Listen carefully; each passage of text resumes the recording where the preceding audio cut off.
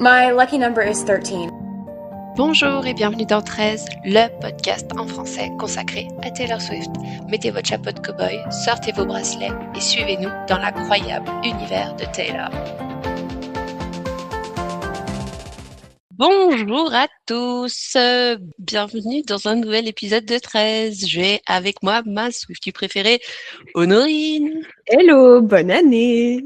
On vous souhaite à tous beaucoup d'amour, beaucoup de musique, une très bonne santé et surtout beaucoup d'épisodes sur Taylor Swift. On parlera peut-être de nos prédictions sur cette prochaine année à venir, sur ce qu'on espère de Taylor Swift. Mais on voulait vous souhaiter beaucoup d'amour, beaucoup de joie, beaucoup de paillettes, beaucoup de cœur avec les mains, tout ce que la communauté Swiftie sait faire de mieux. En ce début d'épisode, je vais prendre quelques minutes pour vous faire un petit rappel sur qui on est, pourquoi on est là et puis qu'est-ce qu'on va faire plus tard. Je suis Natacha, Honorine est avec moi et nous sommes deux Swifties fans depuis déjà plus ou moins de longues années et on crée ce podcast pour parler de Taylor Swift parce qu'on adore. On voulait faire un petit point sur les réseaux sociaux. Si vous le savez pas, on a un compte Instagram @13.podcast sur lequel Honorine et moi on s'amuse pas mal. On adore faire des petits reels avec des blagues parce que ça nous fait rigoler. On a créé aussi très récemment un Discord, donc c'est un groupe de discussion sur une application qui s'appelle Discord, donc que vous pouvez rejoindre à la fois sur votre téléphone mais aussi par une page internet. Le but c'était vraiment de créer du lien entre toutes les Swifties qui avaient besoin de retrouver ce sens de la communauté. Donc si vous avez envie de retrouver ce lien-là, de pouvoir échanger avec d'autres personnes sur Taylor Swift, rejoignez-nous. Et puis dernier point, réseaux sociaux, et après promis j'arrête de vous embêter avec ça, on va parler de choses intéressantes. On met aussi tous nos épisodes sur YouTube.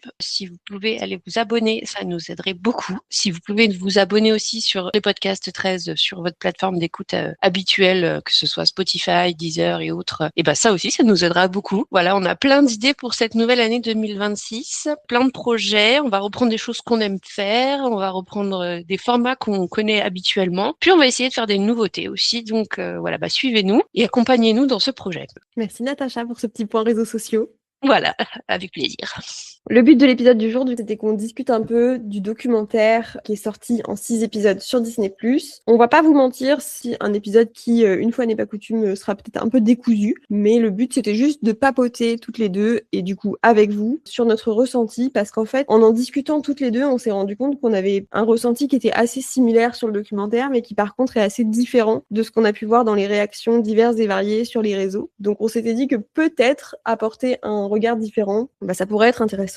Donc on s'est dit qu'on allait parler de ça aujourd'hui. Ne venez pas nous sauter à la gorge si on dit des choses qui ne vous plaisent pas.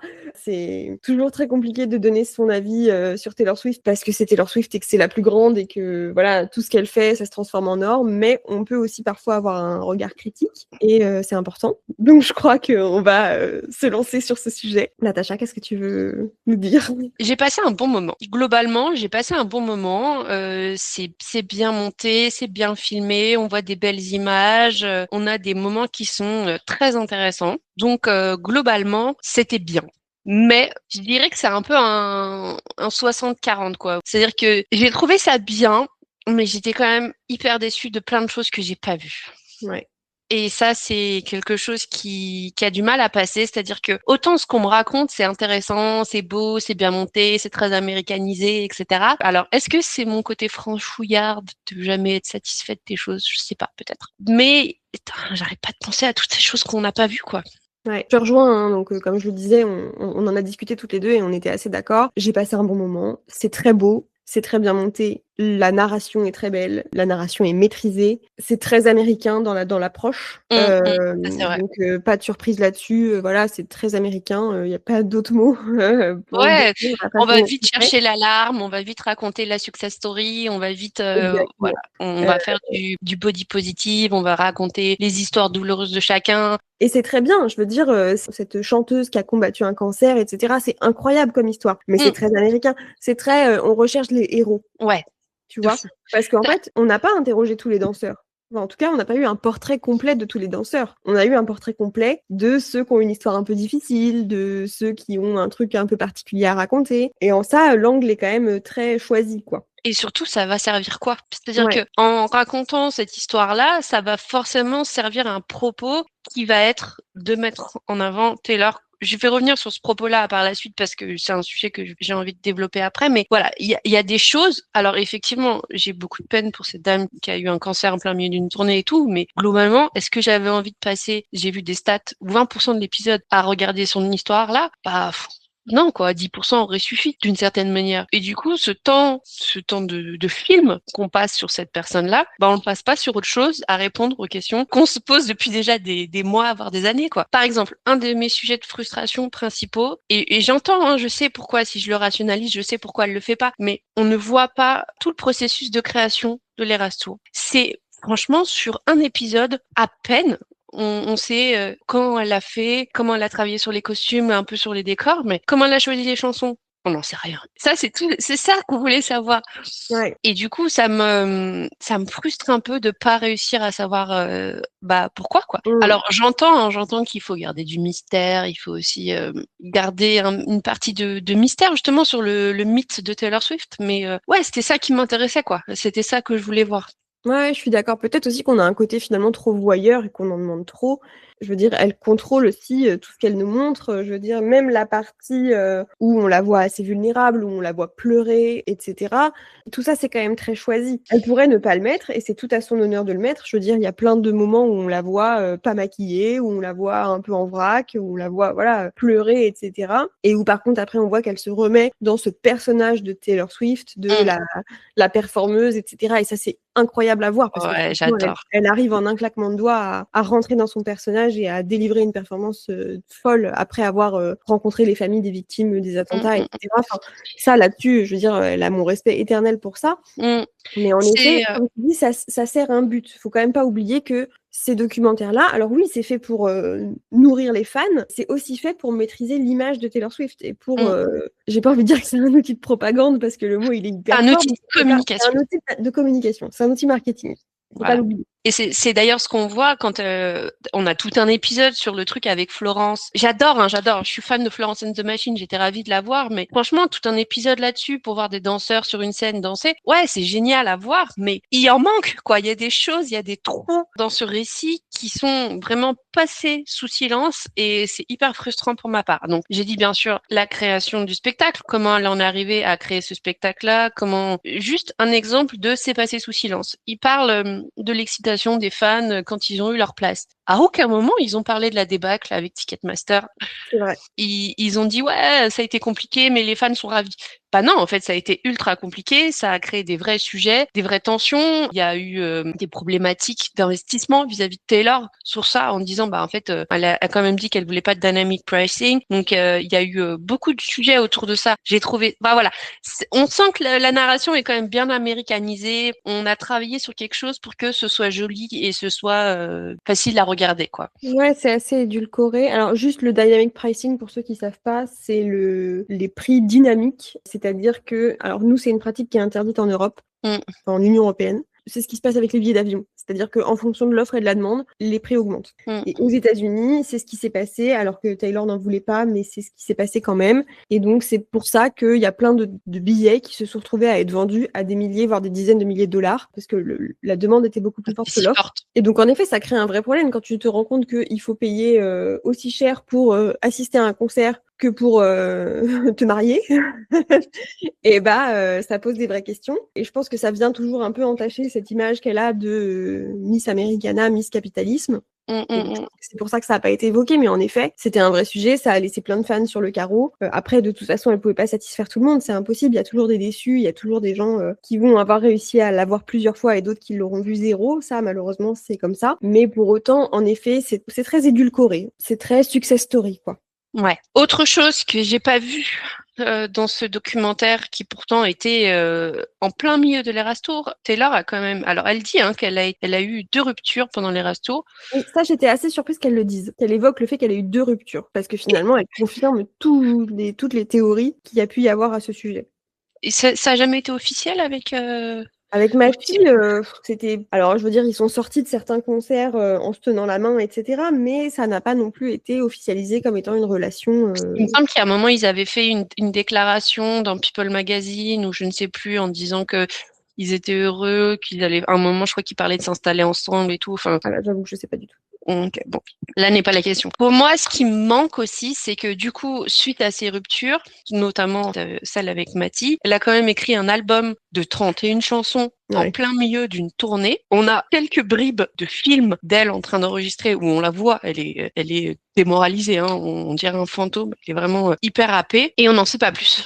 Ouais, c'est vrai qu'il nous manque le processus créatif de Titi Pidi qui pourtant voilà, a été fait pendant la tournée. Comment elle a fait? À quel moment elle écrivait? Quand est-ce qu'elle trouvait le temps de composer? Est-ce qu'elle a tout fait à distance? Est-ce qu'elle faisait ça au studio en allant entre deux concerts? Enfin, ouais, moi, On l'a c'est vu un aller truc, en studio avec Jack, mais il y a plein de choses. Enfin, je veux dire, il y a forcément des chansons qu'elle avait écrites avant, qu'elle a peut-être repris après. Enfin, il y a plein de choses qu'on sait pas et c'est pareil, ça, c'est hyper frustrant pour moi, je trouve, de pas avoir ces infos-là, quoi. De manière générale, on manque d'infos sur le processus créatif, je trouve. Ouais, c'est vrai.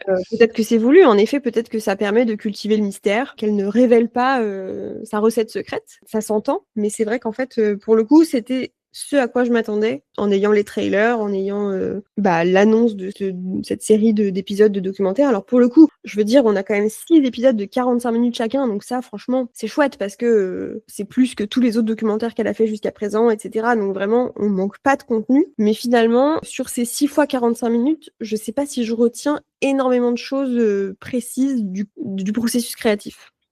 De la même manière, le set Titipidi qui a été ajouté à Paris, franchement, j'étais frustrée de voir que on a accordé au concert de Paris, je sais pas, peut-être 5 minutes en tout et pour tout, quoi. C'était quand même un concert qui a soulevé énormément de hype sur les réseaux, partout, et putain, on n'en parle pas, quoi. Alors que Après, est-ce que ça, c'est on pas va le biais français? peut-être que c'est un gros cocorico, mais pour autant, enfin, c'était quand même un élément important. Par contre, on s'est arrêté pendant 3 plombs sur les concerts de Londres. Là, par contre, là, on Ouais, y est c'est allé, vrai. quoi. Et puis en fait, pourquoi passer autant de temps sur l'ajout de Florida, qui est qu'une seule chanson, et pas passer beaucoup de temps sur l'ajout de tout un set, alors que ça a quand même dû, même pour les danseurs, pour toutes les équipes techniques, etc., ça a dû quand même énormément bouleverser tout ce qu'ils avaient déjà préparé pour l'Eras Tour tel qu'on le connaissait aux Oui, États-Unis. parce que on le voit, on les a vus répéter brièvement, en fait. En fait, ce qui me frustre, c'est de pas avoir vu vraiment cette partie-là. Ils nous les ont montrés, ils ont dit, ah, regardez, hop, et puis c'est parti. Oui, puis en fait, je trouve que du coup, c'est disproportionné par rapport à. Après, on passe, je sais plus, peut-être 30 ou 40% d'un épisode sur Florence, sur la Corée, sur l'ajout de Florida dans le set. On- Mais en fait, je sais pas, j'aurais tendance à penser que ajouter une chanson dans le set, c'est moins compliqué que ajouter tout un set. Donc en fait, je trouve que le temps accordé à ça est un peu disproportionné, quoi. Ouais, je suis d'accord. Je suis d'accord. Mais en fait, je pense que c'est un angle de narration qu'ils ont pris de manière générale. C'est-à-dire que, comme là, ils ont décidé de vraiment se focus sur Florence et la chanson Florida et cet ajout très anecdotique, hein, parce que je crois qu'il a dû arriver peut-être 4 ou 5 fois, globalement. Ouais. De la même manière, quand on a ce moment avec le costume de Reputation, donc il nous le montre, on voit que ça va pas, que finalement il faut le refaire, etc. Elle le met le soir de Miami Night One et on voit que en plus c'était dramatique parce qu'il pleuvait. Enfin, c'était magnifique. On aurait voulu le faire exprès, qu'on n'aurait pas réussi. Pour autant, les fans perdent la tête, c'est la folie et tout. Elle le savait que tout le monde attendait quelque chose autour de ce costume. Et voilà, à aucun moment, elle fait un retour sur ce sujet en mode les fans ont été fous. Oui, les fans ont été fous parce qu'ils attendaient quoi? Parce qu'ils attendent Reptivie. Et en même temps, si elle dit quoi que ce soit à ce sujet, ça vient nourrir le clowning, ça vient nourrir les spéculations, etc. Donc en fait, probablement qu'elle a raison de rien dire, mais c'est vrai que c'est frustrant. Pour nous qui sommes fans et qui passons notre temps à clowner sur des théories, on a besoin de matière pour clowner, quoi, tu vois. Donc en effet, qu'elle dise rien, ça a fait que on n'est pas nourri, quoi. La route est longue encore là. Ouais, bon, ça à la limite, moi, c'est pas ce qui m'a le plus perturbée. Et puis j'aime bien aussi pour le coup le fait qu'on nous montre que tu vois le costume, elle l'essaye la première fois, ça lui convient pas et elle s'en cache pas. Tu vois, parce que je pense qu'il y a plein de gens qui pourraient réagir en voyant cette scène en mode bon elle fait un caprice, quoi. Alors que non, juste, en fait, c'est une chef d'entreprise qui fait un truc millimétré du début à la fin et il faut que ses boobs aillent au bon endroit dans le costume. Mais je trouve ça bien, pour le coup, qu'on nous montre que ça marche pas du premier coup, que ça lui convient pas, qu'elle est saoulée. Mais je pense qu'en fait, tout le but de ce documentaire aussi, ça va répondre peut-être un peu à ce qu'on disait au début. Qu'est-ce que ça sert comme propos? Et je pense que c'est un peu toute la stratégie de Taylor Swift et de la communication de ses équipes depuis quelques mois maintenant, c'est de la rendre humaine. Ouais, je suis d'accord. Parce qu'en fait, on le sait depuis quelques temps maintenant, alors ça date pas d'hier, mais ça s'est renforcé ces derniers mois. Il y a beaucoup de menaces qui planent sur elle. Elle est tout le temps très entourée de sécurité, elle est tout le temps mise en danger. Et je pense que du coup, la narration ces derniers mois, c'est vraiment de rappeler aux gens que c'est un être humain, que c'est pas une machine, même si clairement c'est une bête de scène, c'est une machine de guerre entre guillemets, c'est une performance incroyable, mais ça reste une femme normale, juste qui travaille très dur.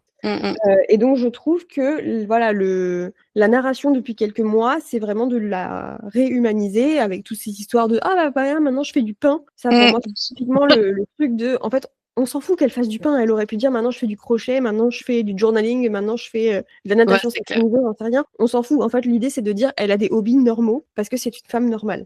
Je pense que ça vient bien en contraste avec justement ce moment où elle a été personne de l'année avec le Time, où elle était vraiment en couverture. Elle était vraiment peinte comme justement une super boss, une superstar. Ils ont créé ce persona de Taylor Swift qu'on évoque souvent et cette star. Ouais. Et Après, on l'a toujours un peu dans le docu parce que tu vois, on l'a docu, effectivement. Que ce soit sa famille, les personnes qui collaborent avec elle, les danseurs, etc., ils ne tarissent pas d'éloges à son sujet.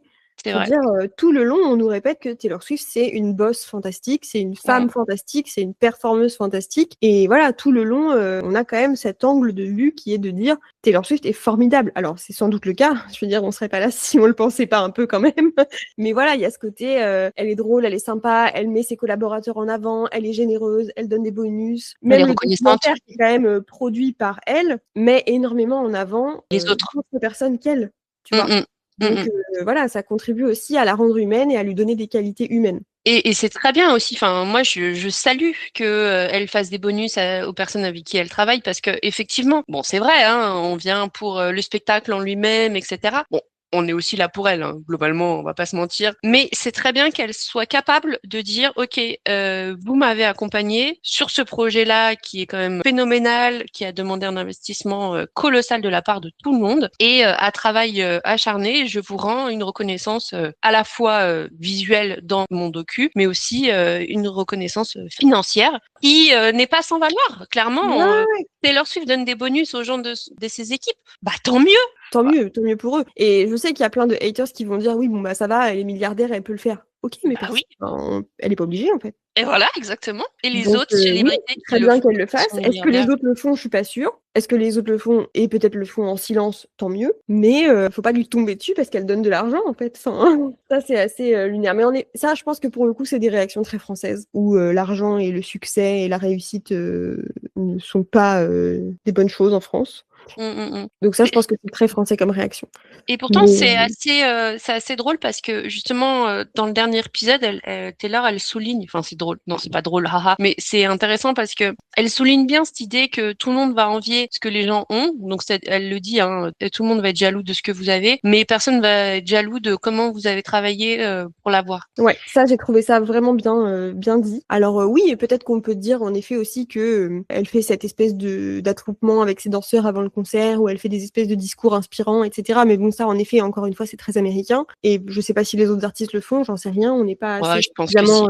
Peut-être, hein, pour le coup, on rentre pas autant dans l'intimité d'autres artistes avec des documentaires du même genre, donc on peut pas savoir. Mais en effet, oui, c'est quelque chose qui est très vrai. Tout le monde est jaloux de ce que t'as, et personne n'est jaloux de ce que t'as dû sacrifier pour en arriver là. Et j'en arrive à cette idée que, en fait, Taylor, c'est quand même, elle redonne à ses équipes, à ses amis, à sa famille, aux ses danseurs, à tout le monde, mais parce qu'en fait, c'est une travailleuse. Enfin, elle est là depuis qu'elle a 14 ans. Ce qu'elle a dit, c'est qu'elle abandonnerait jamais. All I do is try, try, try. Alors, peut-être pour les mauvaises raisons, parce que psychologiquement, elle a été câblée d'une certaine manière, mais pour autant, ce qui est intéressant de se dire, c'est que dans cette tournée, c'est aussi la reconnaissance d'un travail, d'une personne, d'une certaine, ce qu'on pourrait appeler l'héritage de tout ce qu'elle a fait depuis des années aujourd'hui pour en arriver là. Et c'est le reflet du travail d'une jeune fille pleine de rêves, qui a jamais arrêté de travailler pour leur rendre réalité, quoi. Et franchement, c'est important de le dire aussi, quoi. Tu vois, ça me fait un peu penser, genre, quand tu regardes du sport de haut niveau et t'as l'impression que les athlètes, que ce soit, je sais pas moi, des footballeurs ou des patineurs artistiques ou des basketteurs, ça a l'air facile. Et ils font en sorte, et d'ailleurs, c'est ce qu'elle dit. Elle dit, on est là pour que les gens aient l'impression que ce qu'on fait, c'est facile. Parce qu'on est là pour vendre du rêve. Mais par contre, personne ne se rend compte du nombre d'heures qu'il y a derrière de travail, de tous les sacrifices qu'il y a, du régime alimentaire, de la contrainte sportive,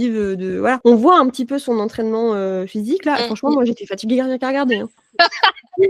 Ah la vache. Moi, j'étais ravie de savoir qu'elle passait pas du bon moment. Putain, bah oui, moi aussi, je voudrais être gaulée comme elle, mais est-ce que je suis prête à faire les sacrifices qu'elle fait? Alors, évidemment, j'ai pas le temps, moi, de m'entraîner 4 heures par jour. Non, mais surtout, elle le fait pour être en forme, pour faire son concert. C'est-à-dire qu'elle le fait pas juste pour être gaulée. Elle le fait parce qu'en fait, derrière, elle a un show de 3 heures et qu'en fait, si elle fait pas cet entraînement-là, physiquement, elle tient pas, quoi. Évidemment. C'est un truc de fou. Et d'ailleurs, je voyais un truc intéressant parce que pendant la scène où on voit son entraînement, elle porte un espèce de gros collier en or autour du cou, là. Et en fait, au début, je me suis posé la question, je me suis dit, pourquoi elle porte ce genre de bijoux pour faire du sport? Et après, je me suis rappelé que, en fait, il y a plein de fois, enfin, notamment sur la partie Lover, sur le set Lover, elle a un gros collier autour du cou. Et donc, je me dis que peut-être c'était pour se mettre, entre guillemets, en condition d'avoir un peu le poids de ce bijou-là et la contrainte d'avoir un truc autour du cou, simuler ça pendant ses entraînements, quoi. J'y avais pas pensé, mais c'est vrai que c'est intéressant. Et pas juste parce qu'elle a la thune de mettre d'un prix à 200K pour faire du sport, quoi.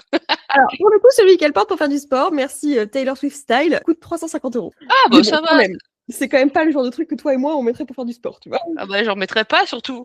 Voilà. Ok. Quoi d'autre? Qu'est-ce que tu as vu? Qu'est-ce que tu salues? Qu'est-ce que tu retiens toi de tout ça? Alors évidemment, je pense qu'il faut qu'on s'attarde un petit peu sur Marjorie. Ah ouais. Le moment du concert est formidable, mais je trouve que maintenant qu'on a vu le documentaire, on l'apprécie encore plus. Et puis en fait aussi, surtout, moi, ce que je retiens de ce passage-là, c'est qu'en fait, Andrea, la maman de Taylor Swift, elle suivait sa mère partout parce que sa mère, elle voyageait beaucoup pour chanter et pour performer. Et finalement, elle a reproduit ça avec sa fille. Et je trouve ça fou parce que tu pourrais te dire que après avoir suivi sa mère partout, etc., elle aurait pu vouloir se dire, bah maintenant j'ai envie de me poser à un endroit, j'ai trop été déracinée de plein d'endroits quand j'étais petite, etc. Non. Et peut-être que du coup, ça a biaisé son sens de la normale. Genre, pour elle, c'est pas du coup anormal de faire tout ça, parce qu'en fait, elle a fait ça avec sa mère et que du coup, bah, ouais, tant mieux, parce que je pense problème. que c'est ce qui a fait que Taylor Swift a pu démarrer à un moment sa carrière. C'est que quand elle a dit à ses parents, je veux bouger à Nashville et je veux devenir une star, sa mère, elle a fait, bon, ok, de toute façon, c'est dans tes gènes, quoi, tu vois. Bah, moi, c'est un des moments que j'aime le plus dans les Tour. Hein. Clairement, c'est même le plus beau moment si on devait m'écouter de les Tour. Et je trouve ça super qu'elle ait pris le temps d'en parler pendant ce documentaire. Et voilà, je suis contente de le voir. Ouais, pour moi, c'était vraiment, alors déjà, un des moments les plus émouvants. Ouais, moi aussi, j'avais souvent la larme à l'œil à ce moment-là. Moi aussi, mais aussi un moment qui pour moi est hyper important pour comprendre à quel point ça a été structurant pour Taylor Swift en fait, et à quel point sa grand-mère elle a aussi influencé bah voilà toute sa trajectoire, la façon dont ses parents ont traité le sujet de la faire devenir une star. Enfin, je pense qu'on se rendait pas compte avant ça de à quel point ça avait eu un impact sur sa carrière en fait, tout simplement. Moi, je salue Andrea Swift que un jour j'aimerais pouvoir saluer de vive voix. Et j'espère qu'elles servent de modèle à toutes les mamans du monde pour leur accompagner leurs enfants pour qu'ils puissent devenir ce qu'ils ont de mieux. Vraiment, cette femme, elle connaît sa fille, elle l'accompagne, elle sait ce dont elle a besoin comme une mère le sait, hein, avant même qu'elle arrive à le verbaliser. On le voit d'ailleurs à plusieurs reprises hein, dans le documentaire. Vraiment, je trouve que c'est une personne, elle est mignonnette comme tout, quoi. Oui, juste elle avait pas compris que It's Different est une chanson de rupture. Oui. On lui doit le It was the end of an era. Voilà, c'est ce que j'allais dire. Ça, c'est quand même du génie. On voit que la pomme ne tombe pas loin de l'arbre parce que la mère est probablement aussi géniale que la fille, en fait. Et on voit d'ailleurs pas mal sa famille à Taylor, son père, son frère. Et un moment, moi, que je retiens vraiment, alors j'en retiendrai deux d'ailleurs même.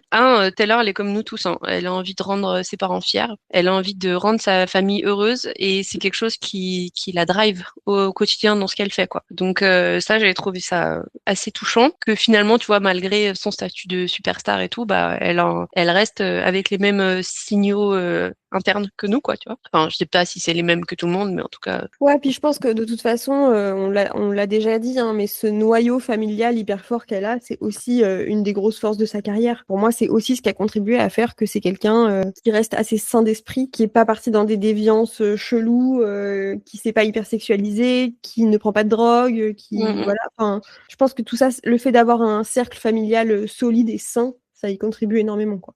Et d'ailleurs, ça vient faire écho à cette scène que j'ai vraiment beaucoup aimée dans le dernier épisode où elle se prépare, donc on la voit qui se fait maquiller, qui devient en fait Taylor fucking Swift, comme elle dit Florence. Enfin, tu vois, elle est plus Taylor Swift, la jeune fille de 35 ans. Elle devient Taylor fucking Swift, toute pimpée, toute magique, toute Barbie avec ses cheveux parfaits. Enfin, et tu la vois presque qui met son masque de pop star, tu vois. Et j'ai trouvé ça hyper attendrissant, hyper symbolique de faire ça avec sa famille et Tripen en fond derrière elle, quoi, tu vois.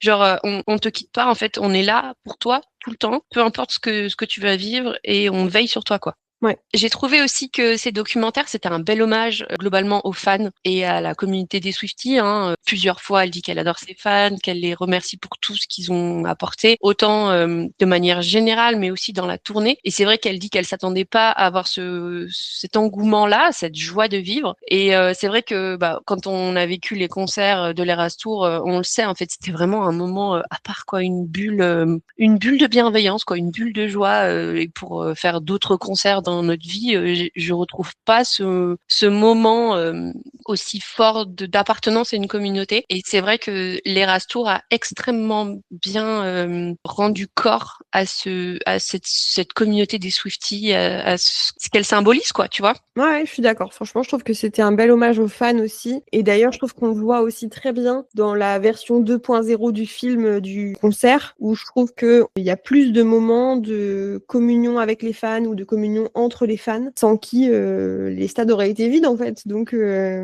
faut pas oublier ça. Mais ouais, je pense que elle est très consciente et très reconnaissante de la communauté qu'elle a. Pour autant, je pense que, je peux même pas imaginer ce que ça doit être pour elle, mais je veux dire, je pense que pour elle, on est quand même une espèce de masse floue et peut-être un peu étrange quand même, parce que je veux dire, il y a une espèce de culte de la personnalité aussi, il y a une espèce de voyeurisme qui est pas toujours sain, voilà. Donc même si je pense que quand même, on fait partie d'une fanbase qui fait partie des plus saines dans les fanbases existantes, il y a toujours forcément des débordements, il y a toujours des choses un peu bizarres. Je veux dire, on voit bien hein, quand elle a cet échange avec Ed Sheeran, qui est d'ailleurs très touchant parce qu'on voit qu'ils se connaissent bien, qu'ils sont vraiment amis, et enfin, je trouve que leur amitié, elle est belle. Et voilà, en gros, où elle dit, je vais aller quelque part où personne va me trouver et j'en ai marre d'être traquée comme un animal. Bon, ça fait mal au cœur un peu quand même.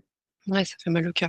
En fait, c'est toujours cette balance entre est-ce que j'ai envie d'être une pop star et du coup de nourrir ma fanbase et à quel moment je vais pouvoir être moi, quoi, tu vois. Et je pense que ça va devoir être vraiment l'objet d'un équilibre sur les prochaines années parce qu'en fait, si elle se marie, si elle a des enfants, etc., il va falloir que les Swifties, on parle pas de nous parce que nous, il y a quand même peu de chances qu'on la croise aux États-Unis, mais je veux dire, les gens qui vont la côtoyer prennent conscience que c'est pas un animal de foire, quoi. Arrêtons de la filmer tout le temps, arrêtons de la photographier à la moindre opportunité. Enfin, je pense que ça lui ferait beaucoup de bien aussi pour elle. Après, elle sait aussi que sa fanbase, c'est sa force et que sa fanbase est extrêmement puissante et extrêmement présente et qu'on prendrait beaucoup de combats pour elle. Oui, mais Donc, et en même temps, ça fait partie du jeu de la célébrité. Tu peux pas vouloir être célèbre et en même temps ne pas vouloir que du coup, en effet, oui, il y a des gens qui te vouent un culte et qui oublient que tu es une personne normale et qui rentrent chez toi par effraction ou j'en sais rien. Enfin, il y a toujours des gens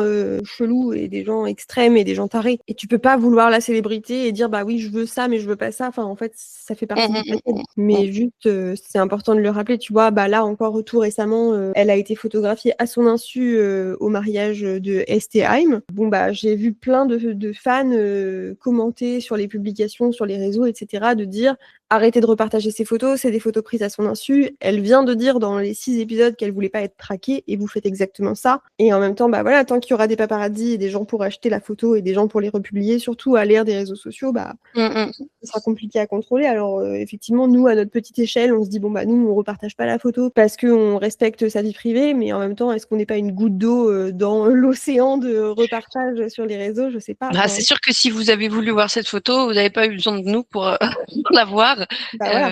Elle était partout, quoi. Donc, c'est compliqué. C'est-à-dire que elle a, comme elle le dit souvent, hein, c'est le monster on the hill. Et elle est si grande que du coup, partout où elle va, on ne voit qu'elle, quoi. Ouais. Moi, il y a quelque chose qui m'a un petit peu fait tiquer dans tout ce documentaire, c'est que on n'a aucune mention de Jack Antonoff.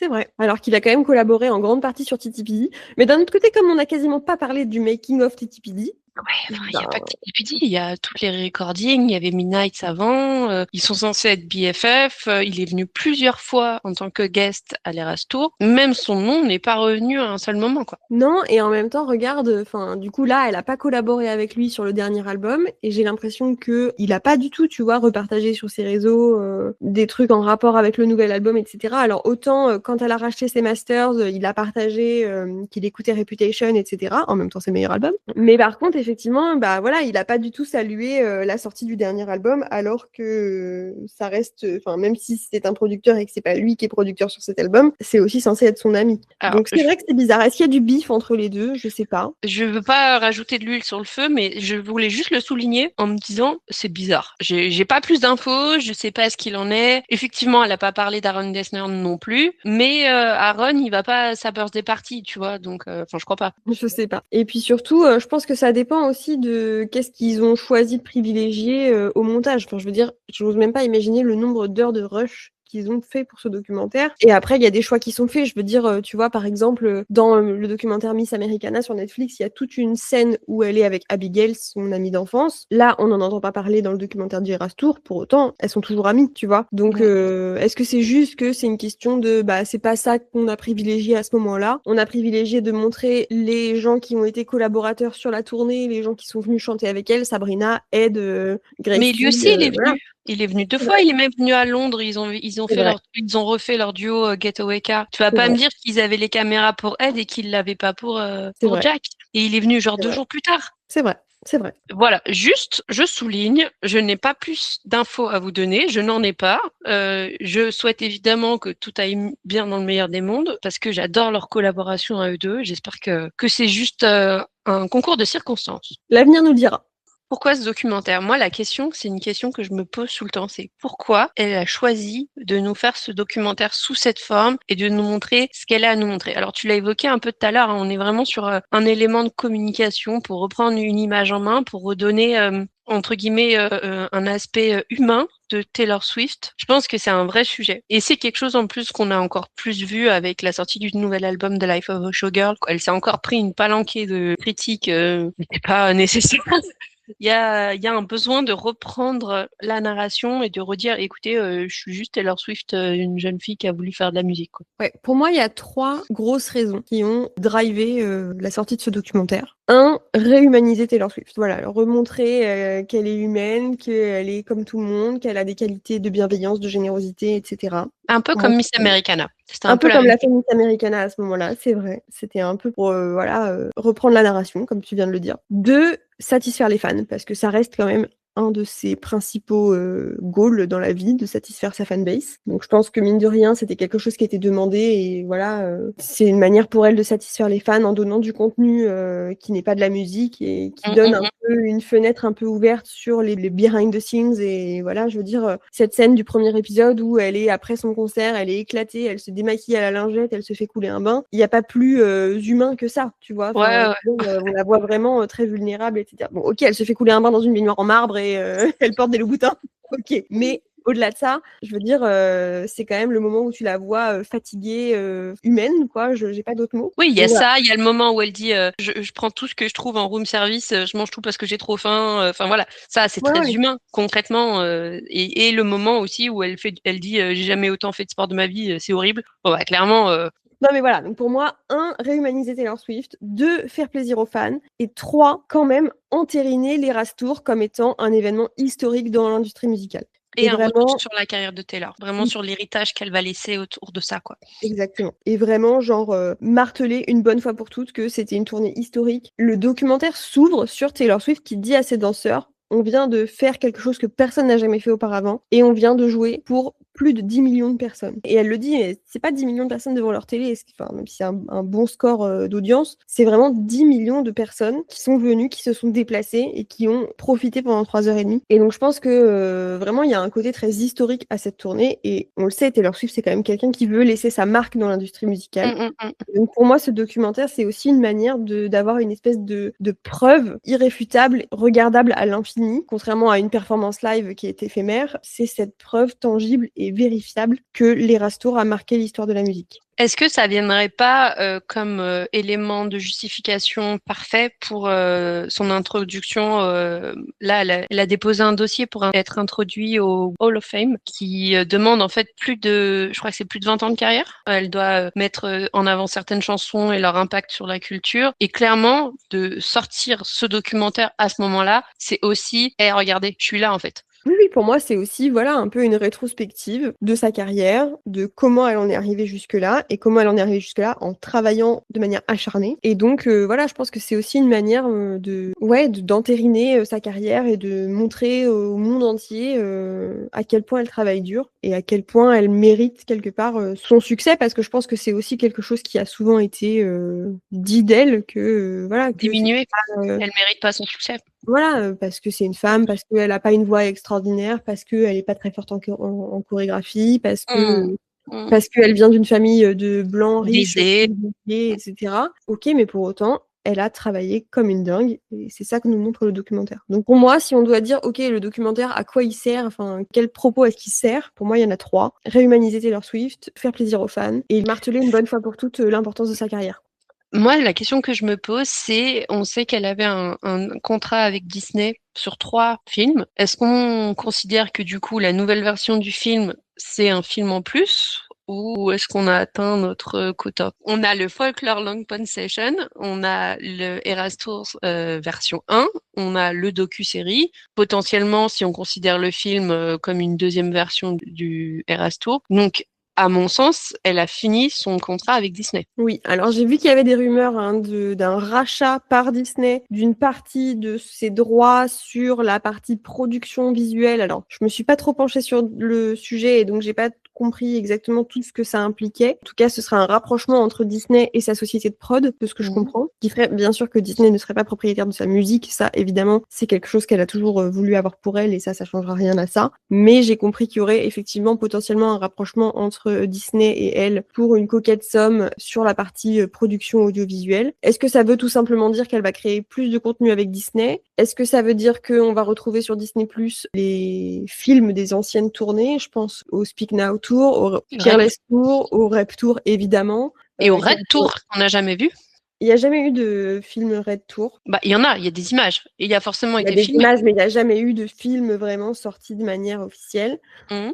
Il y a Fearless, il y a Speak Now, il y a 1989 et il y a Reputation, mais voilà. Donc, est-ce que ça veut dire que Disney va proposer ces contenus-là? Est-ce que ça veut dire que Disney va proposer de manière permanente les expositions qu'ils ont fait récemment là dans leurs locaux de Disney World? Il y a eu toute une expo de fête avec les costumes de l'Eras Tour, etc. Est-ce que c'est quelque chose qui va devenir une expo permanente? On sait qu'elle a rencontré la DG de Disney à New York puisqu'ils ont fait une avant-première avec l'équipe de l'Eras Tour, avec les danseurs et certaines personnes. Donc on sait que lors de cette avant-première, Taylor a rencontré la DG de Disney. Peut-être qu'il y a des choses qui sont en cours de préparation. De la même manière, il y a des grosses rumeurs sur Taylor Swift qui ferait un film, qui serait en train de produire quelque chose. Est-ce que ça pourrait être en lien avec Disney aussi? Bah voilà, c'est des questions qu'on va se poser. Ouais. Est-ce que ça fait partie de notre bingo pour 2026? Moi, je l'ai pas mis sur mon bingo, mais ça pourrait. Hein. Ça, je serais contente. Je sais pas. Il y a beaucoup de rumeurs, il y a beaucoup de choses qui tournent, il y a aussi beaucoup de fake news. Moi, j'ai tendance à me dire, je prends les choses comme elles viennent. Si on a plus de contenu, tant mieux. Si on n'en a pas plus, bah, c'est pas grave, on en a déjà beaucoup. Je prends ce qu'elle me donne, mais j'essaye de ne pas faire partie de cette partie de la population qui en veut toujours plus. Ouais. Bah justement, arrivons dans cette partie de bingo 2026. C'est vrai qu'on en a parlé toutes les deux et j'ai envoyé des prédictions que je voyais sur les réseaux sociaux d'influenceurs Swiftie américains. Et c'est vrai que beaucoup réclament une tournée pour The Life of a Girl. Ah, mais elle a dit qu'elle tournerait pas, arrêtez! C'est dingue. Elle l'a dit elle-même qu'elle était encore trop fatiguée. Je comprends pas qu'on en réclame encore. Et vous venez de voir le documentaire, vous venez de voir à quel point elle était fatiguée, à quel point elle s'est entraînée comme une ouf, laissez-la respirer, quoi. Et ça Mais s'entend bon. même. Enfin, moi, En je fait, trouve j'aime pas ces publications globalement de prédictions parce que je trouve que c'est de la spéculation pour rien, c'est juste du putaclic pour voilà, faire réagir. Ça m'énerve, genre, moi c'est pas le contenu que j'aime et c'est pas le contenu que j'aimerais faire si c'était mon travail. J'entends qu'il y en a et que ça crée du débat, etc. et qu'il y a plein de fans qui adorent spéculer et je veux dire, moi-même je spécule sur Reputation, Tyler's Version, etc. mais parce qu'on sait que c'est un projet qui est potentiellement viable, tu vois. Je vais pas me mettre à spéculer sur une tournée quand elle a dit texto de but en blanc, non, je ne ferai pas de tournée. Enfin... Ouais, non, je suis d'accord avec toi. Sur mon bingo, du coup, j'ai pas de tournée parce que j'en attends pas vraiment. Et puis, je suis toujours en mi-teinte sur cet album The Life of a Showgirl. Évidemment, si elle faisait une tournée, j'irais la voir. Mais est-ce que j'ai envie de la voir tourner que pour ça? Je pense qu'on peut rajouter de la matière avant de refaire une tournée. Oui, bon, de toute façon, je veux dire, vu son catalogue, elle aurait pas de mal à aussi incorporer d'autres chansons que celles de Life of a Showgirl sur une tournée. Pas faux. Elle l'a toujours fait, je veux dire, même quand elle faisait le Rep Tour ou le 1989 Tour, elle incorporait des chansons des précédents albums. Donc ça m'inquiète pas trop, mais juste, je ne pense pas qu'elle va tourner. Et donc, à mon avis, il faut arrêter de spéculer là-dessus. Et si elle tourne, tant mieux. Enfin, et encore, non, parce que ce sera la guerre et que je suis pas remise financièrement de l'Erasmus. Mais évidemment que quand même, j'essaierai d'avoir mes places si c'était le cas. Et encore, est-ce que ce serait une tournée internationale? Est-ce que ce serait qu'une tournée aux États-Unis? Enfin, il y a trop d'inconnus, je suis pas douée pour. Je pense que sur notre bingo, on peut mettre, sans trop prendre de risques, un mariage. À mon avis, Oui, jusque-là, je pense qu'après une demande en mariage, généralement, c'est ce qui se passe. évidemment, nous ne fera pas inviter. Hein. Si vous aviez des doutes.